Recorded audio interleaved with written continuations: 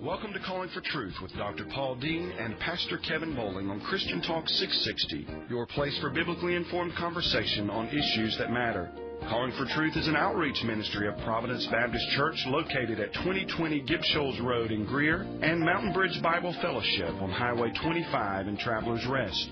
To find out more about our ministry and how you can make a tax-deductible donation, call 864-420-2688 or visit us online at callingfortruth.org. If you have a question or a comment on today's topic, call 1-888-660-WLFJ. That's 1-888-660-9535. Now, here are the hosts of Calling for Truth, Dr. Paul Dean and Pastor Kevin Bowling. Hey, welcome into this Thursday, February 21st edition of Calling for Truth. This is Pastor Kevin Bowling along with Dr. Paul Dean, and we're in for a very interesting broadcast today. We've had a theme going all week long, speaking about the subject of truth. This is called Calling for Truth, so that's quite fitting. But on Monday's broadcast, we talked about truth in general. We were trying to answer the question, what is truth? And talked a lot about the Truth Project, latest work put out by Focus on the Family.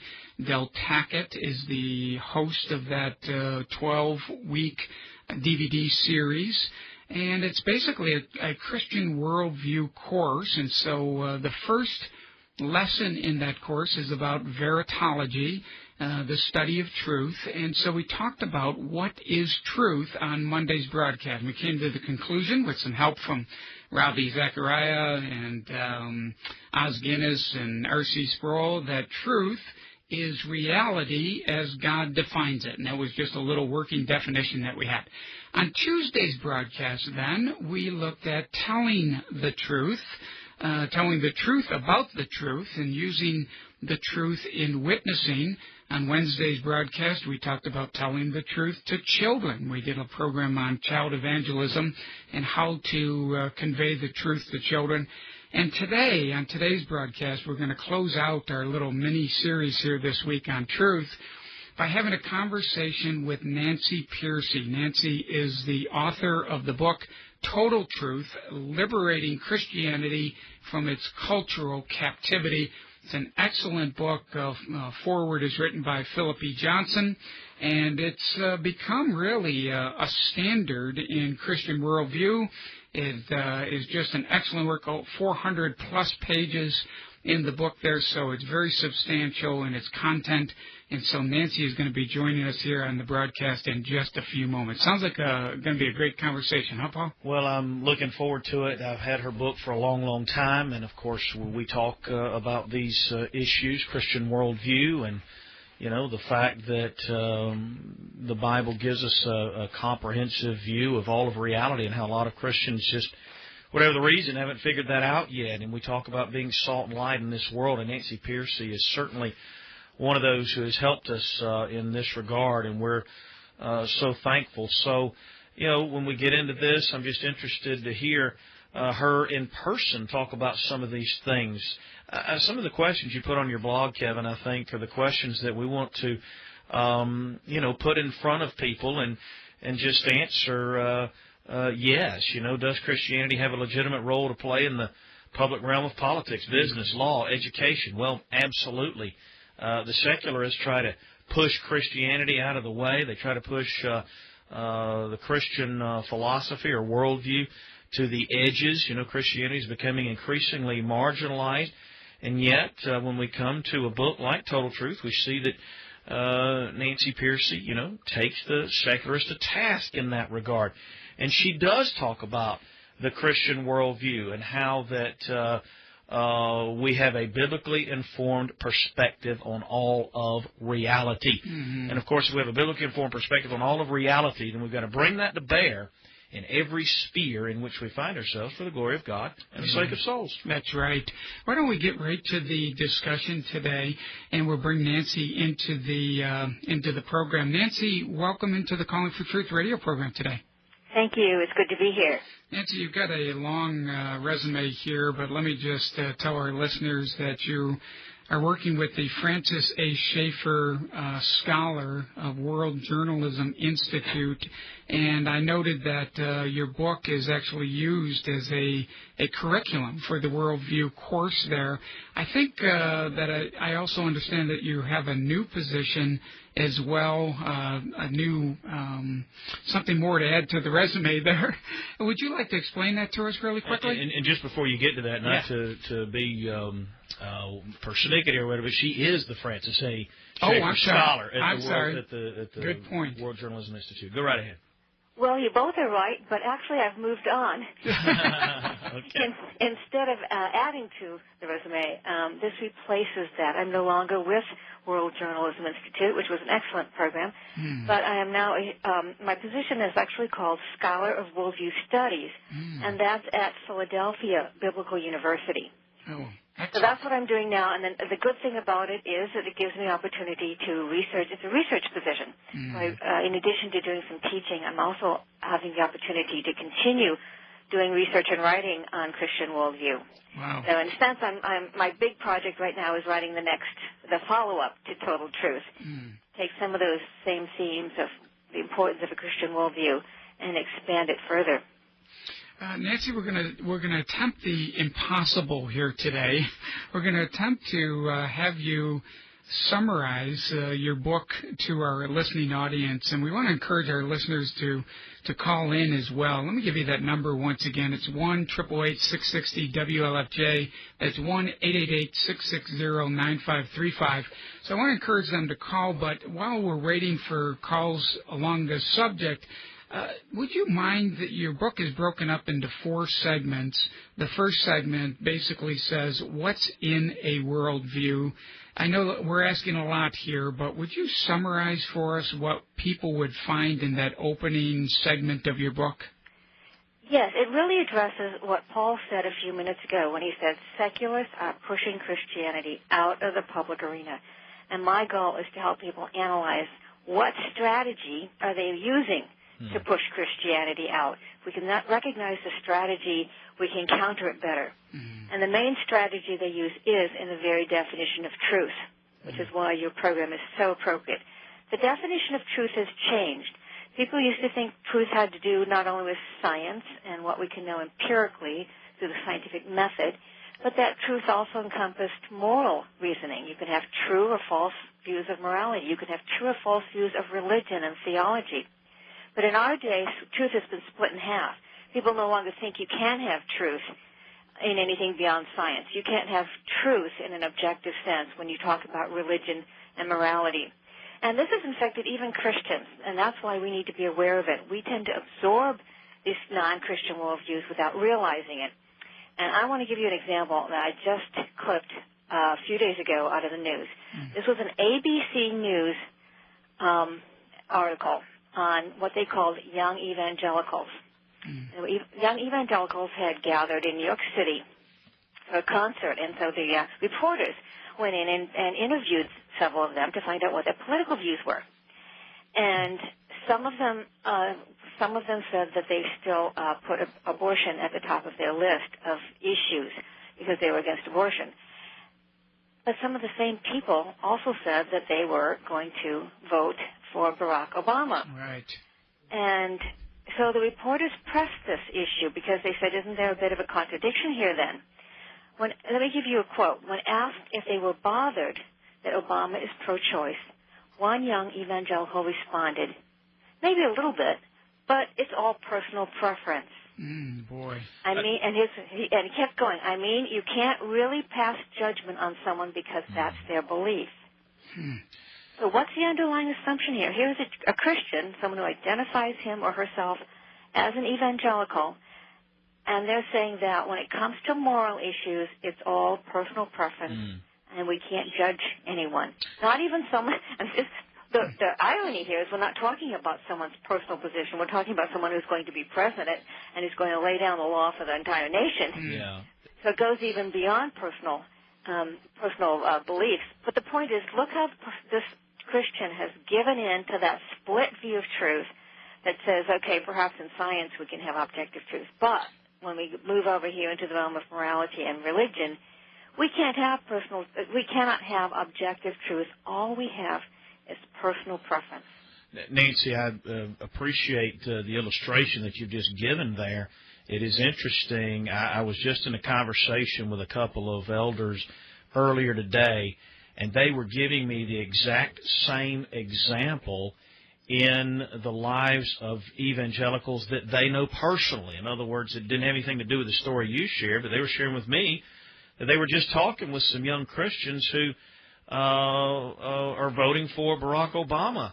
And the issue of abortion was raised, and their response was, well, President Bush hasn't done anything about it. This is a choice issue, et cetera. And it was really devastating in a sense in terms of, or disappointing, I guess, in terms of where we ought to be as Christians, that these moral issues can somehow be compartmentalized. Let me ask you this. We live in a culture, we talk a lot about the postmodern culture in which we find ourselves, this hyper-relativistic culture. Of course, we can talk at the same time about naturalism being a prevailing worldview in our culture, and we tend to relegate that to modernism. Do you find that when you're talking about these things, are we seeing people totally committed to this naturalistic worldview? Is this where that's coming from? Or is it a total commitment to postmodernism? Or is there some sort of an amalgam here? There's a naturalistic worldview when it comes to these issues, but there's a postmodern worldview when it comes to other issues. Do we see them sort of hitting head on and merging, as it were? Yeah, that's exactly it. We see both of them, but they come from the same source. And there is a Christian philosopher named Dallas Willard who's written on this very well. His specialty is ethics.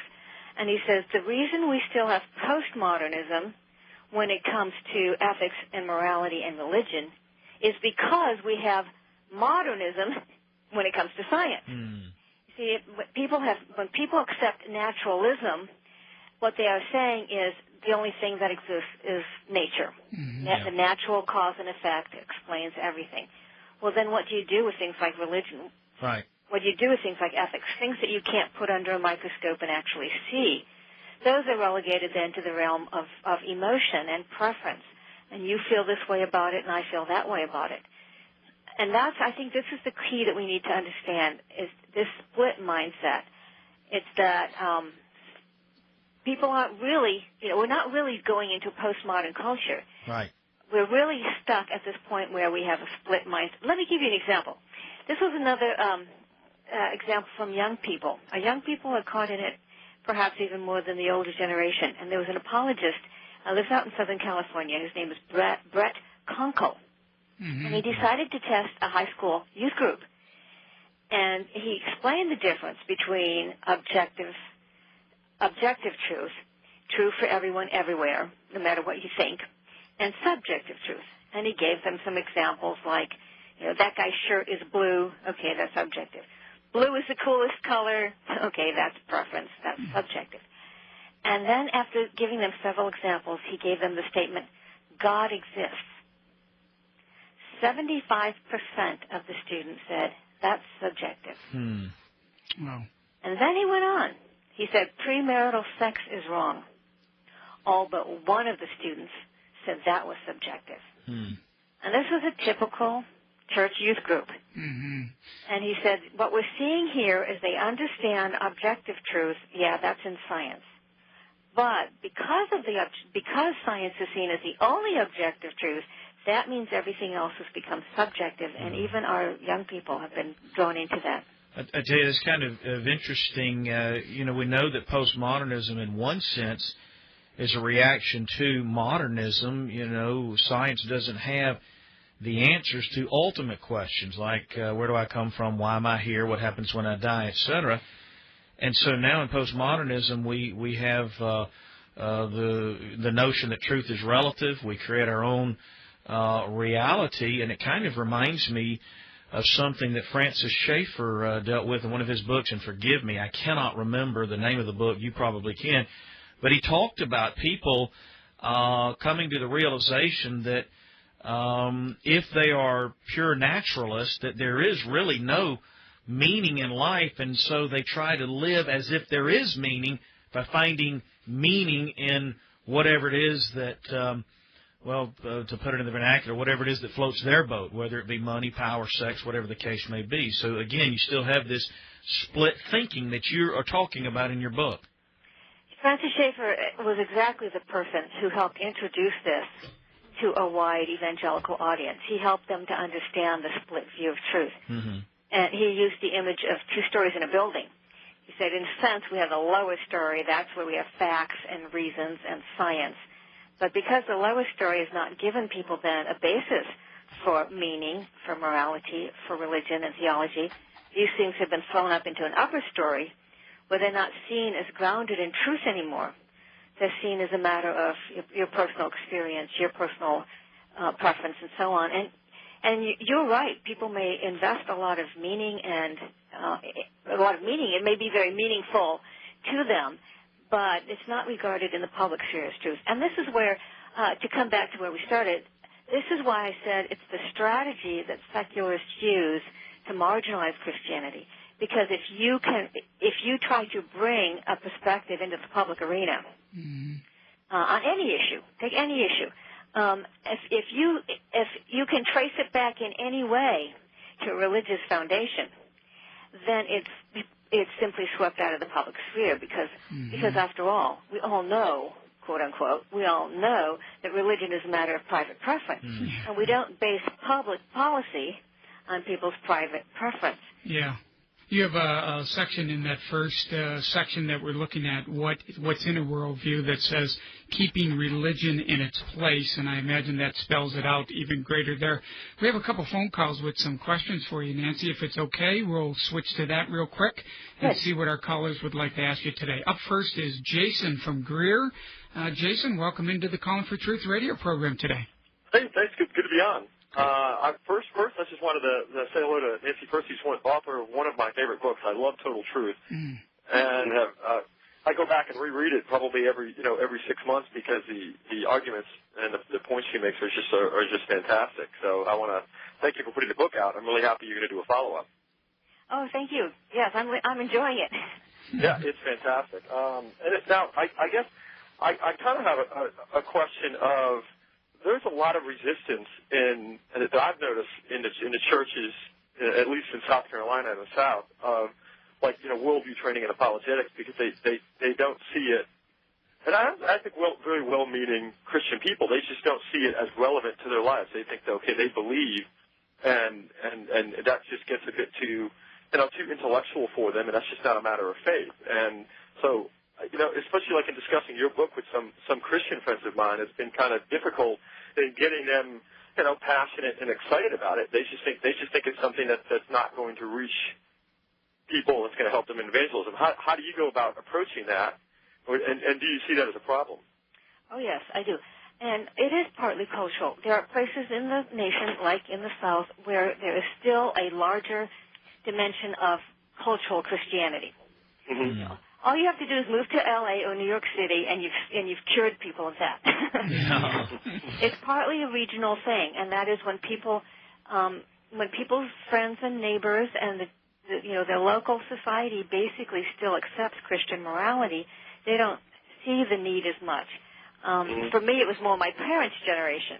I can see in their lives that they did not see the need for a Christian worldview because the culture still largely accepted a Christian outlook on life, on morality, and so on. And so it was much easier to be just a Sunday Christian. One of the ways that I would deal with it, I think, is, first of all, deal with it in terms of discipleship. Don't use a lot of intellectual words because it doesn't have to be. We're just saying what would Jesus think? Right? How would Jesus think? What kind of a worldview would Jesus have? And if you're his disciple, you need to know what Jesus would think about business and science and politics and the arts and so on. It is simply discipleship of the mind. And that kind of demystifies it and makes it less intellectual sounding. The second thing I've noticed is a lot of people will get more concerned when they see their own kids having trouble. And we have to recognize that our children are much more vulnerable to non-Christian perspectives than we are because the culture is secularizing so rapidly that they're facing temptations and ideas and pressures that we never faced. In fact, sociologists are talking these days about what they call a global secular culture. And what they mean is there's a single culture that's starting to spread around the globe, and it's coming mostly from the major cities, New York City, London, Tokyo, places like that. And they're calling it, in fact, missionaries are recognizing this now. They're calling the urban culture is one of the greatest, the fastest growing people groups in the world today. And you can call it a people group because they share the same outlook, the same worldview. They tend to be well-educated, scientifically oriented, media savvy, technologically adept, and they look to the university as their ultimate authority. They worship at the shrine of knowledge and expertise. And what missionaries are finding out is that if you want to bring the gospel to someone in New Delhi or Sao Paulo, you need the same approach that you would use in New York City. And this global urban culture is what's been spilling out into the countryside, into small places in South Carolina. And if you probably know what I'm talking about. The small rural towns have almost no defense against the influx of the mass media, advertising, music, fashions, and ideas that are flowing out from the major urban centers. So that sociologists are starting to say if you want to talk to your own kids these days, you've got to know what's happening in New York City. There's a pastor in New York City, Tim Keller, pastor of a Redeemer Presbyterian Church. Right. You know this. And he's written on this some, and he says, and this is a good quote, keep this in mind. He says, it's the culture and values of the big cities that is being transmitted to the globe, to every tongue, tribe, people, and nation. And in practical terms, he says, it means kids in Iowa or Mexico, or we can say South Carolina, are becoming more like young adults in L.A. or New York City than they are like adults in their own locales. So if you want to be able to talk to your own kids, we need to know the worldview of this global urban culture. And I think that helps motivate people. A lot of people who may not see that it's relevant for them because they've gotten through that age safely on their own, the adults, they will recognize the need when they see what their kids are up against. That'll motivate them more. Yeah. Jason, does that help? Yeah, that was fantastic. Excellent. Well, thank you, Jason, for joining the conversation today. We really appreciate it. Certainly, my pleasure. Oh, okay. We got Don is up next. Don in Pittsburgh. Go ahead, Don, with your question today. Thanks, Kevin. I just want to make a couple observations. Number one, I think that if anyone in these well-educated, secular venues has any knowledge of the Bible, it's Matthew 7:1. Judge not, lest you be judged. And so when we talk about morality or whatever, that's immediately what they will foist upon us without, of course, knowing the context of the verse or anything like that. And the second thing, I think, which you were talking about as far as truth is concerned, and the fact that they divide, for example, they make a distinction between scientific truth and spiritual truth is right on. For example, I hear reports, for example, on the radio or TV, a new scientific discovery that talks about this dinosaur bone that was discovered or whatever, millions, billions of years old, and or some supposed evolutionary version of man, and it's just no question, no argument, fact, but yet. Last year around this time, remember the controversy with the tomb, the ossuaries, and all that nonsense about Christ's bones being discovered or whatever. Right. And then they had a report on the radio talking about that and saying the Bible story, the biblical story, says that Christ died and rose again and went into heaven 3 days later. They didn't even get the facts of the Bible right. But nobody questioned that. Nobody challenged that. And so they relegate science to truth, and they relegate Christianity to a fairy tale or a myth. You're right, Don. We're going to let Nancy respond to that, but we have to take a very quick commercial break first. Sure. So if that's okay, we're going to let you go, and then you can listen to her response offline. Thanks, Don. That music means we have to take a very quick commercial break. Our special guest today is Nancy Pearcey. Nancy is the author of Total Truth, Liberating Christianity from Its Cultural Captivity. You still have time to join the conversation. 1-888-660-WLFJ. That's 1-888-660-9535. We'll be back in just a couple minutes. Thanks for tuning in to Calling for Truth with Dr. Paul Dean and Pastor Kevin Bowling on Christian Talk 660. For more information about our ministry and the resources we offer, log on to callingfortruth.org. Hi, I'm Lynn Neal, CEO of Piedmont Women's Center here in Greenville, and I want to tell you about a very special event coming to our community Thursday, February 28th. Focus on the Family's President and CEO, Jim Daly, will be coming for a one-time-only speaking engagement for the ministry of Piedmont Women's Center. He's a special friend of the pro-life community, and I wanted to personally invite you to this banquet.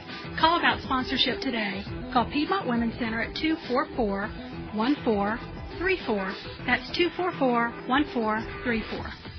In 1994, Southern Stone began as the first manufactured stone installer in the upstate. A family-owned business now with 2 generations involved, their team has over 55 years of experience serving the Carolinas with both natural and manufactured stone, as well as many other related products and services.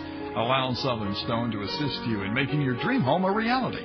Call toll-free 1-800-288-5587. That's 800-288-5587. Have you ever wondered why you're in business rather than in ministry? Have you ever felt like the time that you spend at work conflicts with what you really could be doing for the Lord? Does your business even matter to God? And what about missions? How does that fit into the equation? At some point in time, these are questions that every Christian business person asks. Join Calling for Truth in Christian Talk 660 on March 15th as author and international business leader Mike Baer addresses these critical issues of seamless integration of business as a mission. It's a half-day seminar especially for Christian businessmen and women like you. Spend the morning learning how to view business as a high and holy calling, how to discover God's kingdom purpose for your business, and how to connect it to what He's doing right here in the upstate and around the world.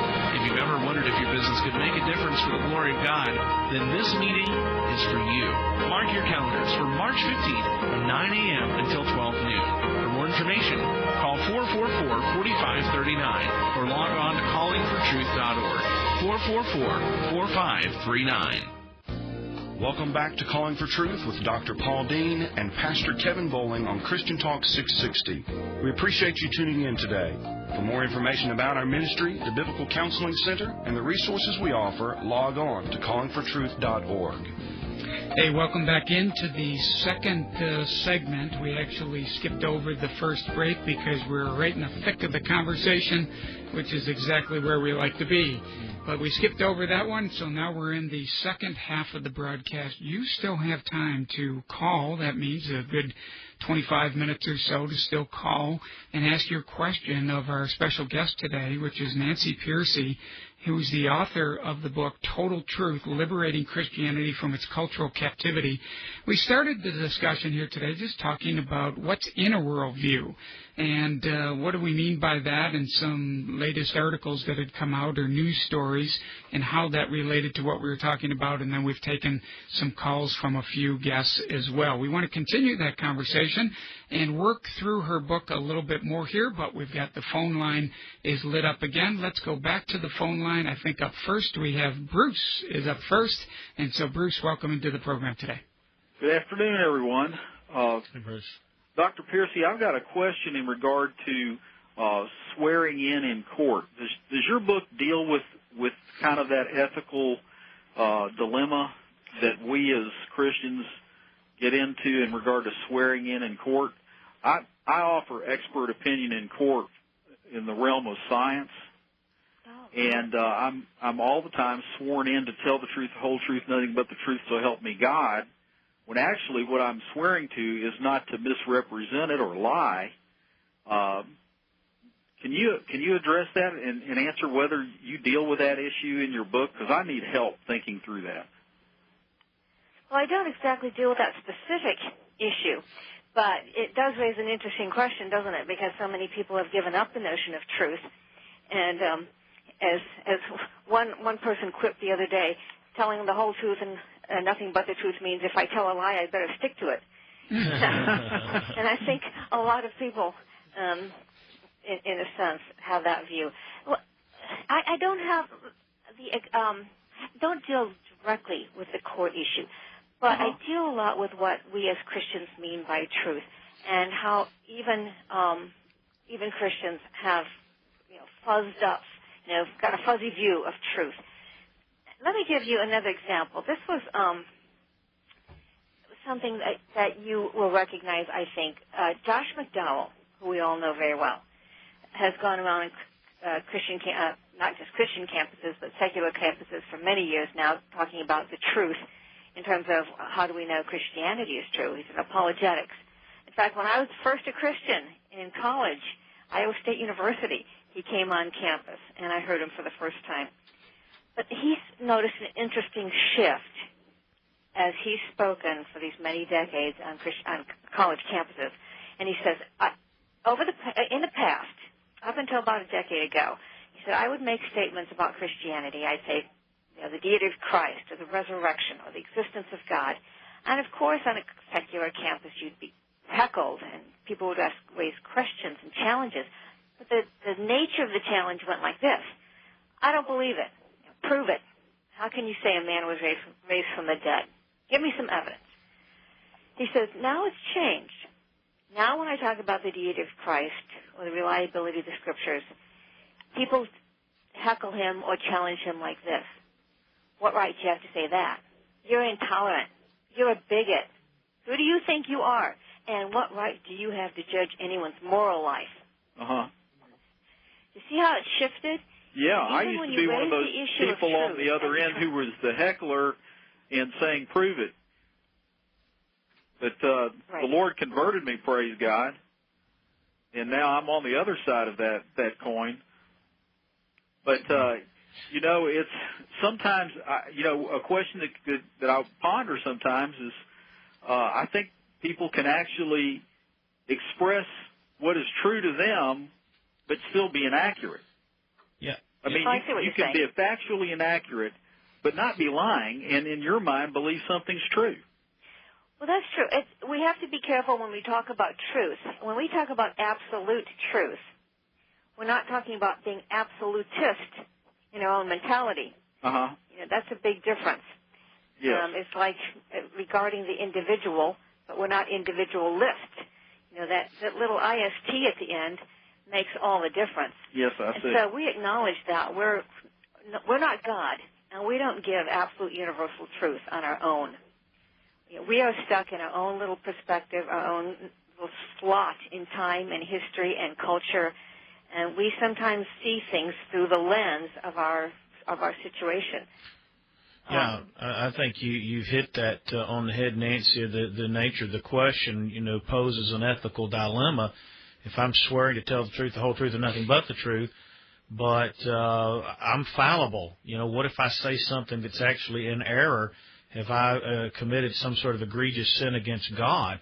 And I think the ethical dilemma is solved in what you just said. We're going to tell the truth as far as we know it, but we don't know everything. We don't have exhaustive knowledge. We're fallible, and so to the degree that we know the truth, we're going to speak it.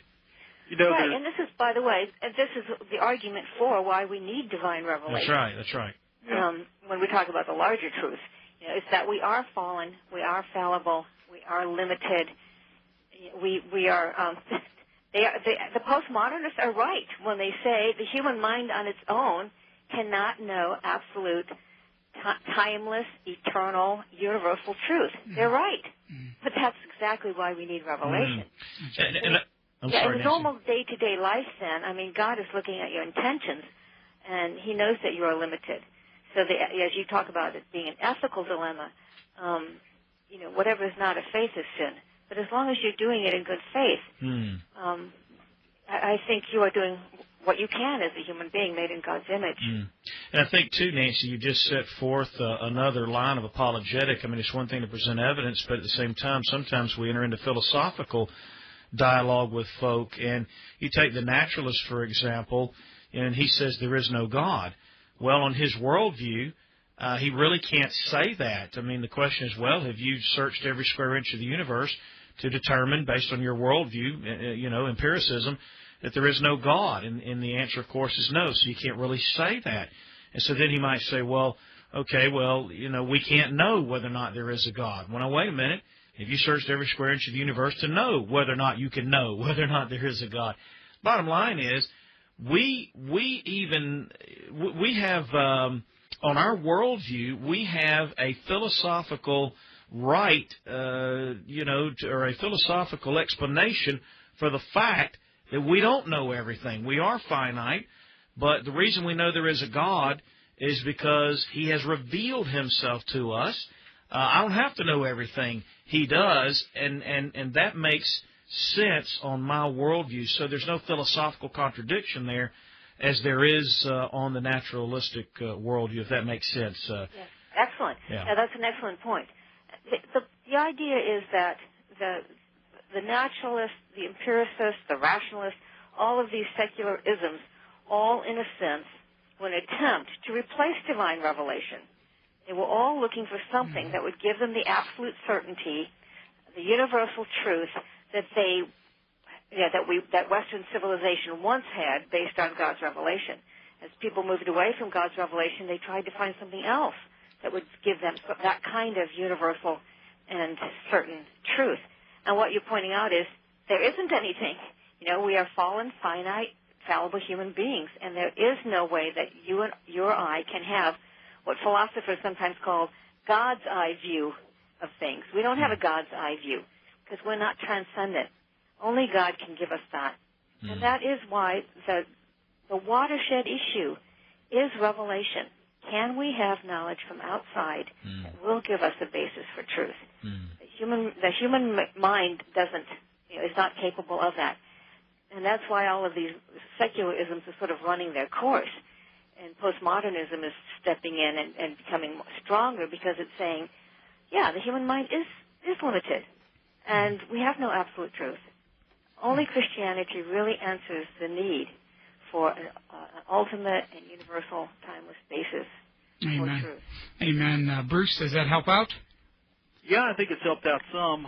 I still have the problem of swearing to tell the whole truth, and both sides are determined to only reveal as much of it as suits their side. So it just comes down to a heart choice, I guess, within each individual. And I think that raises another issue in your context. You're talking about how much information should you reveal based upon who you're representing, I guess, and that's a different issue altogether, isn't it? Well, they don't let me control that. Yeah. I'm told not to answer that or just yes or no, those kind of things. It's all a very controlled circumstance once you reach a courtroom. Yeah. Anyway, thank you very much. All right, Bruce, we appreciate the call. Bye. Hey, we have to run again, Nancy, to a very quick commercial break, but I wanted to make a couple points. First of all, I wanted to let people know who we're speaking with so that they're still able to call the conversation when we come back from the break. We're speaking with Nancy Pearcey, who's the author of Total Truth, and she's also the editor-at-large for the Pearcey Report, and she's the professor of worldview studies at Philadelphia Biblical University. And so I wanted to specifically highlight the idea of the Pearcey Report that is put out. Nancy's the editor-at-large, but also her husband Rick participates in that quite a bit. You can read that report by simply going out to www.pearceyreport.com. That's Pearcey report.com, and then you can read all of the articles and find out more about this wonderful book, Total Truth. We'll be back in just a couple minutes to continue the conversation. Thanks for tuning in to Calling for Truth with Dr. Paul Dean and Pastor Kevin Bowling on Christian Talk 660. For more information about our ministry and the resources we offer, log on to callingfortruth.org. You can hear Christian Worldview Today weekday mornings at 7. Very, very true in what you just said. People have short-term memory. Yeah, I just don't think they care about what we think until it's election cycle. And then they care only because it means their job. And if that's the only thing that really makes an impression, then that's where we need to attack the problem. Christian Worldview Today with Dr. Tony Beam. Weekday mornings at 7 o'clock on Christian Talk 660. Paul, anyone who knows you love pizza. Isaac, I do indeed, and whenever I'm out at the Woodruff Road area, I go to Stevie B's. It's the all-you-can-eat pizza buffet. Now listen, This buffet goes all day long. They're open till 9 o'clock in the evening. They've got over 70 different kinds of pizza. 12 pizzas are out all the time. Listen, when you walk in, the folks are friendly. They'll make you a fresh pizza. They'll make you one at your request. I love it.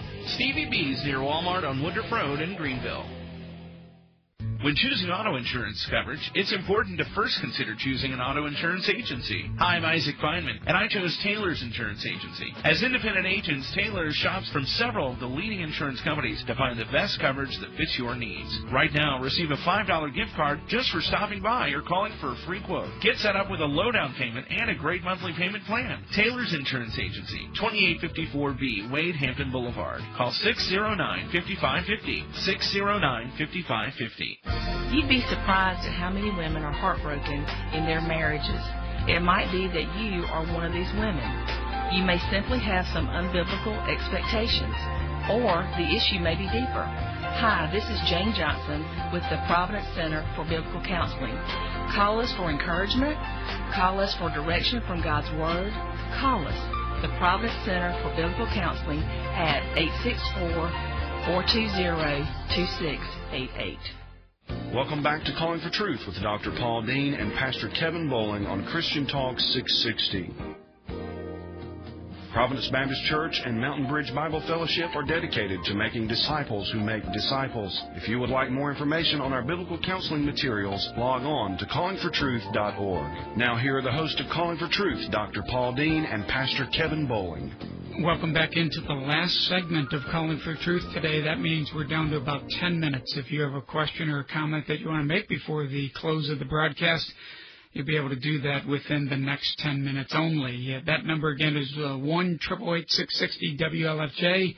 That's 1-888-660-9535. We're speaking with author of the book Total Truth, Liberating Christianity from Its Cultural Captivity. You can get that out at crossway.com. That's www.crossway.com, and you can go out there and find out all the information about this book. And by the way, there is in the later copies of the book, the newer copies, there is a study guide included with it as well within the book.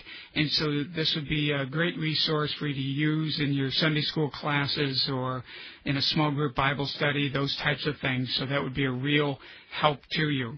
Nancy, just before the break, I was mentioning that we're not going to be able, obviously, to get through all the content of the book, but I was hoping maybe we could leapfrog towards the close of the book a little bit to have you address two issues. One in the third section, which is called How We Lost Our Minds. But in that section, you have a subtitle or a chapter that is entitled, What's So Good About Evangelicalism? And so I wanted to get you to address that a little bit, and possibly also in the very last chapter, segment of the book, you write True Spirituality and Christian Worldview. In other words, what's next? Living this message out. Would you address those two things very quickly, please?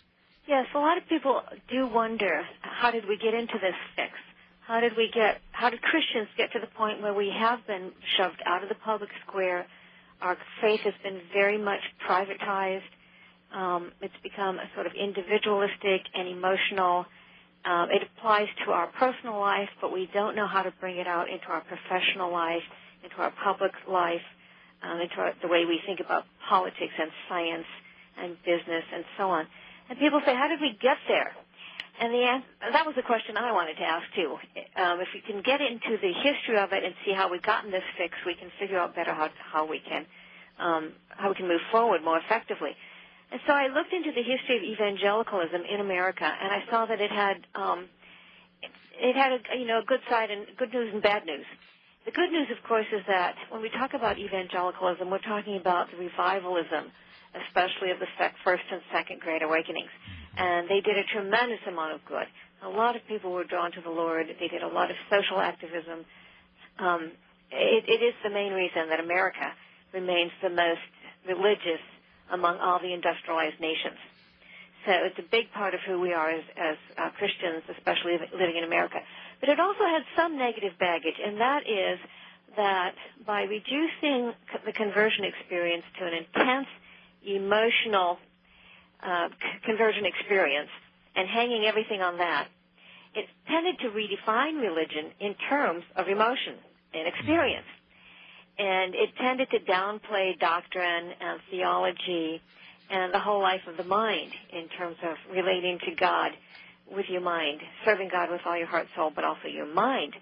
It tended to undermine that, and we tended to get churches that were more and more geared toward emotional expression and less toward understanding what their Christianity meant in terms of the issues of the day and in terms of answering the questions that secularists were raising and so on.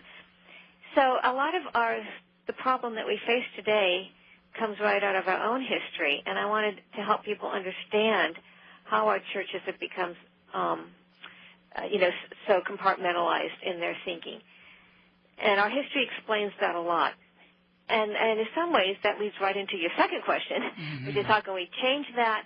Well, we really do have to understand that part of loving God is loving God with all your mind, and that it truly is ultimately a matter of submission to the Lord, that intellectual growth starts with spiritual growth, that when we have non-Christian thought patterns, that's the problem of sanctification. Sanctification isn't only about overcoming temptation in the sense of moral temptations.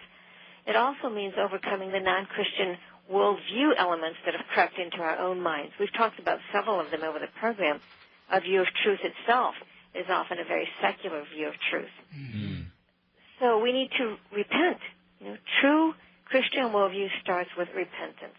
As we recognize the non-Christian, the intellectual idols, the idols of our heart, the idols of our mind, how those have crept in, and we've adopted non-Christian understandings of many aspects of life. We need to repent of those and submit our minds to the authority of Scripture and to the Lordship of Christ.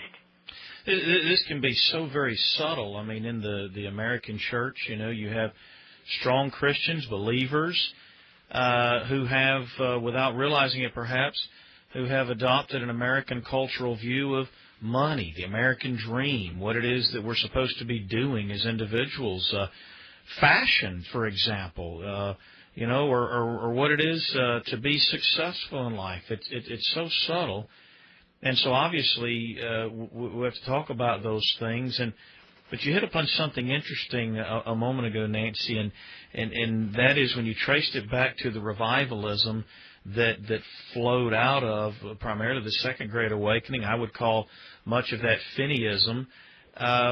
We've kind of adopted, at least in the South, at least in conservative evangelical churches, our whole model in general of ministry is based on not only that method, but the theology behind that method. And it seems to me, then, if that is the case, that not only are we going to have to disciple the mind, as you said, from the standpoint of asking folk, what does Jesus think, and looking at our children, but will it not take, to some extent, a total restructuring of our theology and methodology with regard to even just the issue of conversion?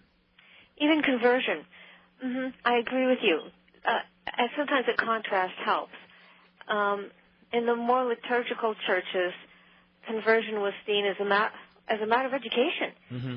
You had to know your Scripture. You had to know the Ten Commandments. You had to know the basic creeds, like the Apostles' Creed and the Nicene Creed. You had to be able to give a credible account of what Christianity teaches and that you really believed it. You accepted it as true. Before you were accepted into the church, you had to do a lot of homework. And the idea was that Christianity speaks to the whole person, including the mind. And if you don't understand what you're doing, you cannot make a valid conversion. It won't stick. And I think that's still true today. We have a lot of our outreach and a lot of our work with the youth tends to be very experientially based. When we sense that we need something more, the typical church, like say with their youth group, the typical church will go for some program that has an intense emotional component that will grab kids on an emotional level. We don't tend to think of, I think we need to teach our kids apologetics. Yes. And But in fact, that's what we do. Let me make it personal. This is what happened to me when I grew up. I was going through secular high schools and so on, and being inundated with secular thought. My own church was not giving me any tools to deal with it. And when I was halfway through high school, I left the faith. And for me, it was a very conscious decision. I wasn't, wanting to party more. It wasn't a moral rebellion. It was that I began having questions about whether Christianity was really true. Right. I didn't have any Christian friends. They all believed other things, and I looked at why do I believe what I believe? Mm-hmm. Well, mostly my family background. And I realized that wasn't a good enough reason to believe something, because my friends believed what they believed because of their family background. That's right. And so obviously that wasn't a decent reason, and I needed to set aside my faith and really look at the options in the marketplace of ideas, the other religions and philosophies that were out there, and see if I could really decide which one was true. And this was a major step, I suppose, for a 16-year-old. But I don't think it was that unusual. I think that a lot of kids are asking questions at that age. Yes. How do I know that this is really true? And they're not looking for, just an emotional experience. They want answers. Right. Nancy, we showed the Truth Project last night. I've been talking a lot about that, and that video series echoes a lot of the things that you say in your book. Well, we had a guest come in last night and view the series with us, at least the one that we showed last night, about 50 to 55 minutes, this particular DVD. And it was on anthropology. What does the Bible say about man? Who is man compared to what the world says about man? And the fellow said on the way going out the door at nighttime, just to back up what you're saying is so necessary in our churches, he said, I have learned more here tonight in this 1 hour than I have learned at my church in the past year. Now, that's a sad commentary. I'm not saying that because it happened to be at our church, because it wasn't even our teaching. We showed the DVD. But that's what's so necessary, is this idea of discipleship, of opening up the Word of God and telling people what it has to say, so that they can have the confidence to stand upon this in the marketplace, in their workplace, and in the bylaw, at the store or wherever, to speak the truth and speak the truth in love.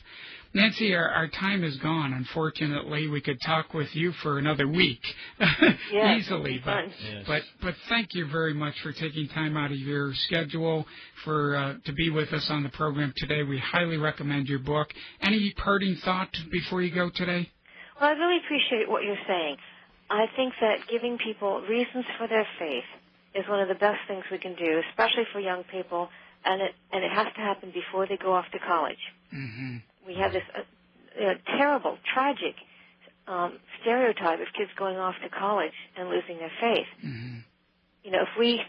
Christians are having larger families than non-Christians, but that's precisely why the issue becomes, can we keep them? That's right. The secular world is becoming more and more aggressive because they're not having the kids, so they have to get them when they come to school. Mm-hmm. That's right. And so if we want to keep our kids, we've got to give them a lot more ammunition. They need to be much better equipped today than ever in the past. And it's a matter of loving them enough. That's what our main motivation should be, not to be intellectual, like the one caller said, not to impress people, but out of love. We have to love people enough to be willing to search out the answers to their questions. Well, Nancy, thank you. We appreciate it, and hopefully we'll talk with you again sometime in the future. Well, thank you very much. All right. I enjoyed it. All right. We have too. Well, that's it. Nancy Pearcey, Total Truth. You can find more information about her, the book, and the Pearcey Report, and some of the other things that we've talked about on our website, callingfortruth.org. And remember, we'll be back tomorrow to talk more about the truth as it is in Jesus. Thanks again for tuning in to Calling for Truth with Dr. Paul Dean and Pastor Kevin Bowling on Christian Talk 660. To contact us for more information about our ministry, the resources that we have to offer, or to make a tax-deductible donation to our ministry, call 864-420-2688 or Visit us online at callingfortruth.org. Calling for Truth is an outreach ministry of Providence Baptist Church and Mountain Bridge Bible Fellowship. If you have enjoyed today's program, be sure to join us each weekday at 1 o'clock for Calling for Truth with Dr. Paul Dean and Pastor Kevin Bowling on Christian Talk 660 WLFJ, Greenville, Spartanburg, Anderson. The opinions expressed on today's program are those of the announcers, their guests, and callers, and do not necessarily represent those of the staff and management of his radio network, the Radio Training Network, or Clear Channel.